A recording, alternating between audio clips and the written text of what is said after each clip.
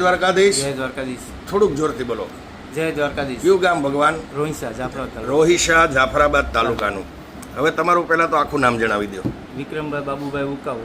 જોરથી. વિક્રમભાઈ બાબુભાઈ ઉકાવે. હવે વિક્રમભાઈ, તમે આ અમૃત પુષ્પ કોના માટે લઈ ગયા હતા? આ છોકરી માટે. આ તમારી ઢીંગલી માતાજી માટે, બરાબર. આ દીકરીને શું તકલીફ હતી ભાઈ? છોકરી હાલતી જ નહીં, ગોઠણીએ બરજ હાલતી. આ પગેથી ટૂંકમાં જીવ જે ન હોય એ આ કેટલા વર્ષથી પ્રોબ્લેમ હતો?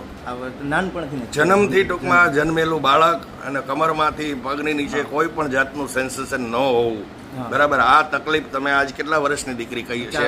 4 વર્ષથી આ તમે એને તેડીને ફેરવતા હોય, બરાબર. બાકી ડરડાઈને હાલતી હતી, આટલું જ કરી શકતી હતી, બરાબર. આ પીડા 4 વર્ષ ટૂંકમાં જન્મેલું જ બાળક એ રીતનું કહી શકાય, બરાબર.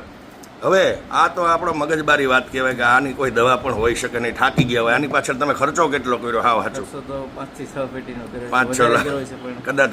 આપણા સંતાનથી વિશે શું હોય, આપણે મહેનત કરી જ લીધી હોય અને કરવી પણ જોઈએ.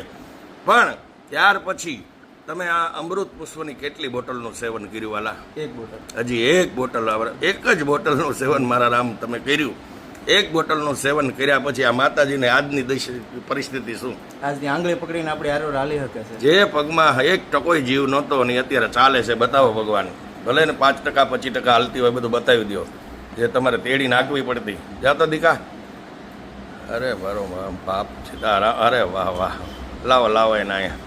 આ મારી મા મને કેટલા આશીર્વાદ દે. જય ગુરુ મહારાજ. બેહી જા બેટા, બરાબર. તો તમારા કેસમાં જે કાંઈ રિઝલ્ટ અત્યારે છે, ટૂંકમાં જે હાલતું નહોતું બાળક એ અત્યારે હાલવા મળ્યું મારા રામ.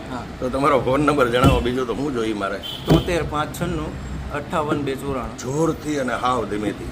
73 594 58 294. હવે આવી તકલીફવાળા કોઈ લોકો ભગવાન તમારી આગળ ફોનથી માહિતી માગે તો પ્રેમથી જાણકારી આપજો. જય દ્વારકાધીશ. નંબર બોલ્યા ને? હા.